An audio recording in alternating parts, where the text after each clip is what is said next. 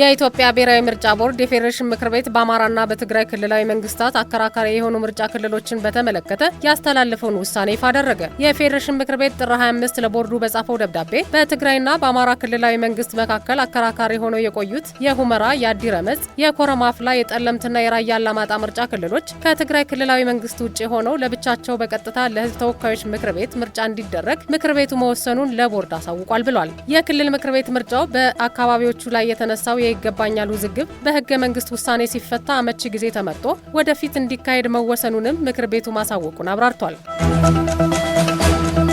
በኮሪደር ልማት የከተሞቻችን ገጽታ ብቻ ሳይሆን የስራ ባህላችን በመሰረታዊነት ተለውጧል አለ የከተማና መሰረተ ልማት ሚኒስቴር። ሚኒስቴሩ በከተሞች እየተመዘገበ ያለው የኮሪደር ልማት ስራ በገጠር መቀጠሉን አንስቶ ይህም ልማት የበለጠ ትስስር፣ የበለጸገና ፍትሃዊ ሀገር የመመስረት ራዕይ እየተሳካ ስለመሆኑ ማሳያ ነው ብሏል። የኢትዮጵያ ኤሌክትሪክ አገልግሎት የድህረ ክፍያ ተጠቃሚ ደንበኞች ባሉበት ቦታ ሆነው የፍጆታ ሂሳባቸውን ማወቅ የሚችሉበትን አሰራር በሙከራ ደረጃ አስጀመረ። ተቋሙ እንዳለው ደንበኞቹ ባሉበት ሆነው የእጅ ስልካቸውን በመጠቀም የቆጣሪ ንባባቸውን የሚያስገቡበት የቴሌግራም ቻት ቦት የሙከራ ትግበራ ተጀምሯል። የሙከራ ትግበራው በሰሜን አዲስ አበባ ሪጅን ቁጥር 4 የአገልግሎት መስጫ ማዕከላት ላይ ብቻ ማስጀመሩም ተሰምቷል።